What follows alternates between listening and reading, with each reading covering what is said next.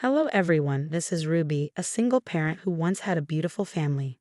This story is about how my husband lost the love of his wife and children. It happened a while back, and I'm already on the road to recovery. I wanted to share my story so that no one makes the mistakes I did. I'm an avid painter and have always loved art. I've been passionate about it since I was a child, inspired by my mother, who was a painter herself. Although she never made it big, I admired her work. We came from a humble background, with my father being the breadwinner.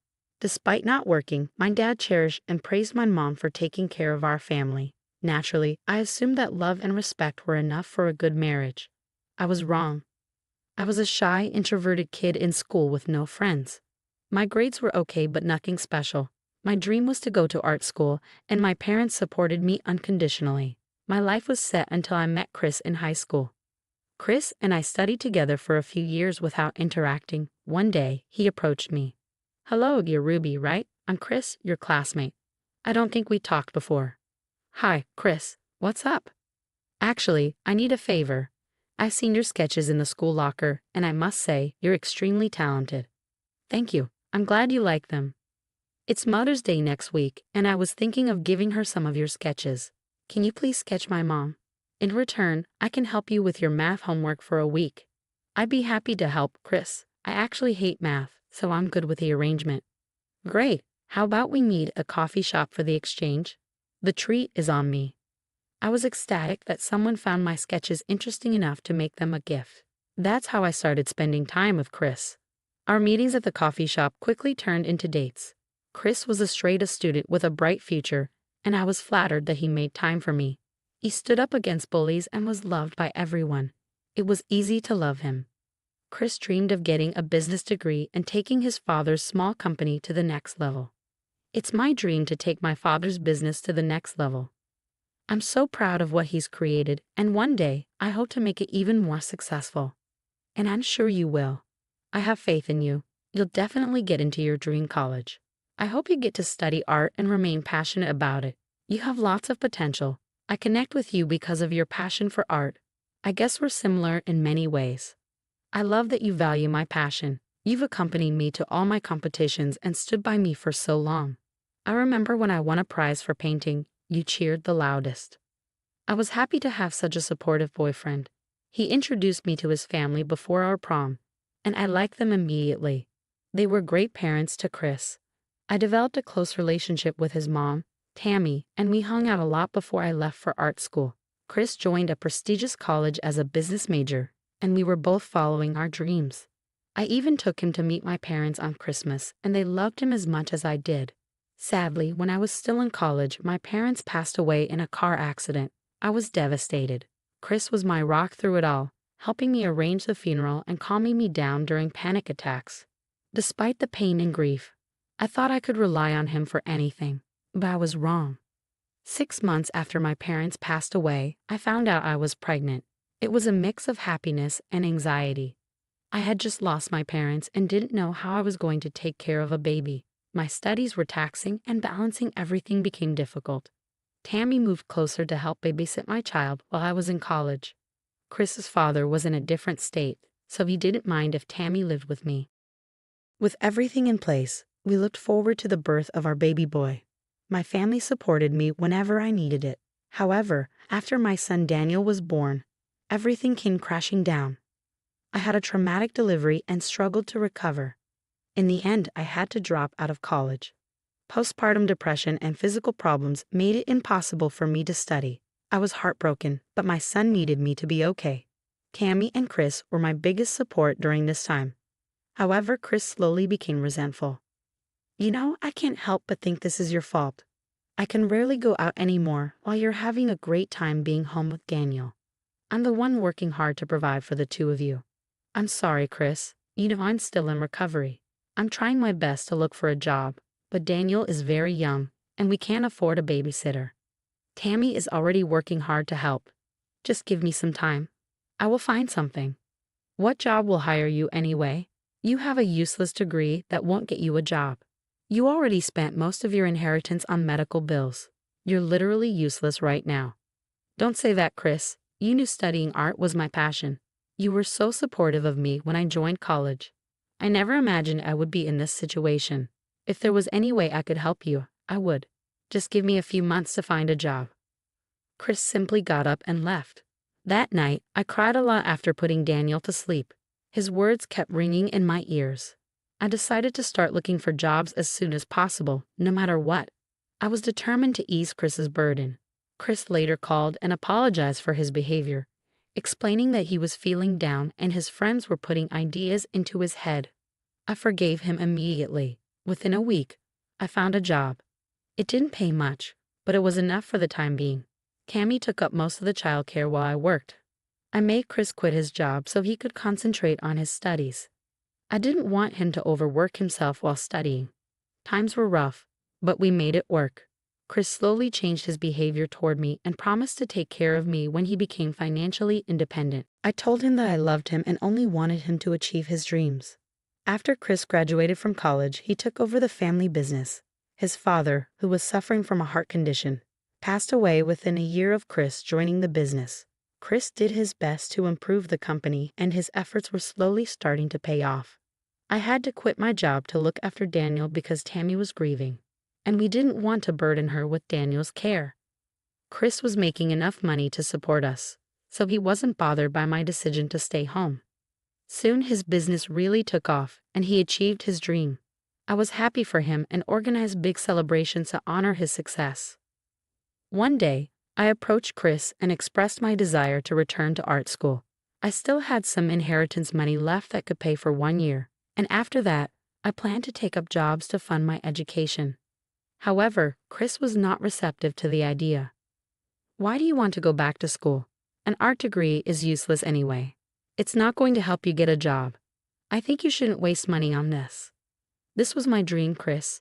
You know I wanted to become a painter. You achieved your dream. What about me?" "Well, my dream is bringing in the money. Yours is just a useless hobby. What good will that do for us?" "My friends will laugh at me for your dumb degree. I have to maintain our standards. You should be a housewife. Daniel needs you more." I was stunned and didn't know how to react. We argued for days without reaching a resolution. However, I was preparing myself to prove him wrong. I wanted to become successful and achieve my dream. Sadly, this was never to be, as I found out I was pregnant again, this time with a baby girl. Chris became even more insistent that I stay at home, arguing that he worked long hours and the kids needed someone at home. Reluctantly, I agreed to focus on my children. They were my world, and I was willing to do everything for them. My second birth was less traumatic, but managing a toddler and a baby was extremely difficult. Chris was absolutely no help. All he did was work and complain about being tired. He never looked after the kids. I was surprised when Chris finally proposed to me. I thought he was trying to improve, and that made me happy. We had a big wedding, which was extremely fun to plan. Chris pampered me throughout the process, and I believed he was doing it to make me happy. It turned out he was doing it to maintain his image of a loving husband. After the wedding, it was as if I no longer existed to Chris. He worked all day in his office, and there were no date nights or even family nights. He never picked up after himself and only ordered me around. The kids missed their dad, who wanted to be left alone when he was at home. I never asked him for help after he ignored my requests in the first year. However, my children's pain was getting to me. One day, I said, "Chris, why don't we have a family outing this weekend? The kids really miss you. You know I have a business meeting this weekend. I'm busy. But you need to make time for your family, Chris. We're important too. Daniel has been crying for you. You even missed his poem recital. What can I do, Ruby? I don't have the luxury to stay at home with them like you do. At least someone has to earn money, right? A failure like you wouldn't understand. I suggest you stop telling me what to do." "Chris, what is wrong with you? Why are you insulting me like that? You know I wanted to go back to college, but you didn't let me." "Of course I didn't. Why would I let you waste money on that? You were better off investing it in my business. Look how much money it's bringing us." Extremely hurt by what he had said, I started to see past his neglect over the years. However, it really hurt when he insulted me like that. It made me feel worthless. I should have walked away from him, but I didn't. I wanted my children to have both parents under one roof. I thought Chris was just stressed and would apologize later. The apology never came. As the years passed, the kids grew older and started to notice Chris's behavior. They were no longer attached to him. Gloria never experienced him as a loving parent, so she had no attachment to her dad. Daniel remembered his dad being more loving in the past, but the disappointment of Chris missing every milestone quickly added up. I tried everything to make the bad feelings disappear. I begged Chris to pay more attention to the children. You need to make time for the kids, Chris. I'm already working hard and looking after them. I'm the only one taking up parental duties. I know you don't want me anymore, but the kids are suffering. They've already become detached from you. I know how to be a parent, Ruby. I'm the one feeding the three of you. You don't have to lecture me about improving our relationship. When Daniel became a teenager, he started to resent his dad. I tried to make him understand that Chris loved them, but he wouldn't believe me. All his friends had fathers who were present in their lives, and he felt like he was missing out. I was there for all his events and achievements, but he wanted his dad there too. One night, while we were having dinner, Daniel confronted Chris. Hey Dad, are you free this weekend? Gloria has been pestering us for a picnic. The weather is getting better, and it's the perfect time. Yes, it would be a great opportunity to hang out together. I'll make all the preparations. What do you think, Chris? No can do. I'm going golfing with my buddies. Can't change my plans. It's one day, and you can't make time for us? Why did you even become a dad if you didn't want to be around us? Watch your mouth, Daniel. I am your father, and you will respect me. I actually have work to do instead of sitting around like your loser mother. Ruby, what are you teaching my children? They don't even respect me anymore. I thought you just failed in your career, but it turns out you can't even be a good mother. Stop insulting Mom. She's a way better parent than you are. How do you expect her to have a career when you never helped her out? I'm not blind, you know. I saw what happened all these years. Stop it, Daniel. There's no use telling him these things. We have Mama, and that's enough. We can just go out with Mom and Grandma. See, at least one of you has some sense. I hope that ends this stupid discussion. It's okay, kids. I will take you out for a picnic. We'll plan something without Dad. I didn't want to make Daniel or Chris angry, but I noticed that Gloria, who had remained apathetic towards her father, did not take his side at all. She simply didn't care for his time or attention. I always thought it was my fault. I could have fought harder with Chris to spend more time with us. But he never listened to me. By then, I also found out he had been cheating on me with one of his business friends. I didn't confront him. I knew it would be useless. Daniel graduated high school and left at the first opportunity, joining a prestigious college to study software engineering. Gloria, however, was determined to follow in my footsteps. She was an even better artist than me and was adamant about joining art school. Daniel supported her, encouraging her to go for it, but I knew Chris would be furious. When the conversation finally happened, it went like this. Gloria, you will be graduating this year. Do you have a plan? I mean, what are you even good at? Don't talk to her like that.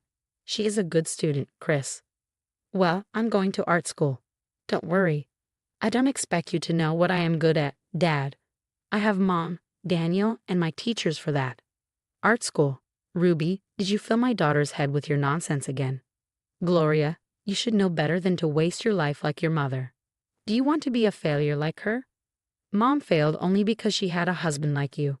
Thankfully, I have all the support and talent I need to be successful. Don't talk to me like that. There is no way I'm paying for this useless degree.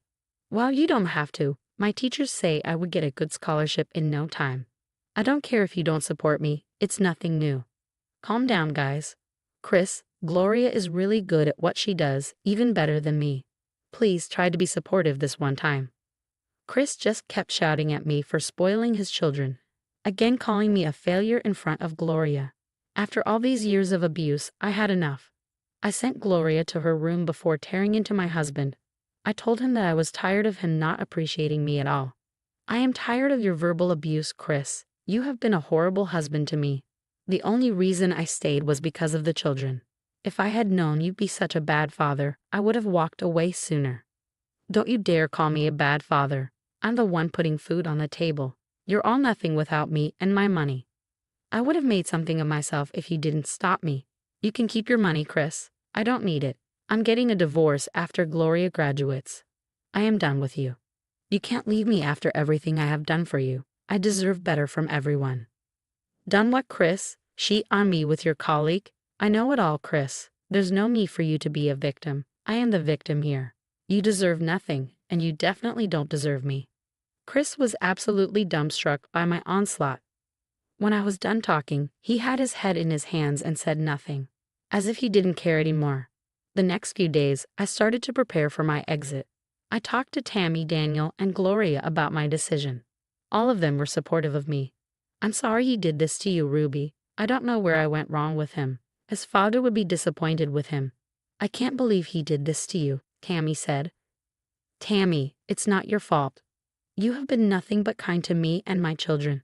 Chris is the only one responsible for his behavior. I served Chris divorce papers just after Gloria's graduation. Chris acted like he didn't see it coming, begging me to reconsider and promising he would do better. He approached me and said, Ruby, please don't go through with the divorce. Give me a chance. I know I messed up. I still love you a lot, Ruby. I want to get better. Even the kids hate me. Don't leave me like this. You have made your bed, Chris, and now you have to lie in it. I stayed for too long. I gave you plenty of chances. I can't do it anymore. This marriage was over when you stopped putting in effort and cheated on me. I don't love her, Ruby. She was just an escape from the stress. She doesn't mean anything to me. I'm sorry I wasn't supportive of you. I can change if you just have faith in me. I don't care anymore, Chris. You have taken away every last bit of dignity I had. It's time to leave you for good. I deserve better than you.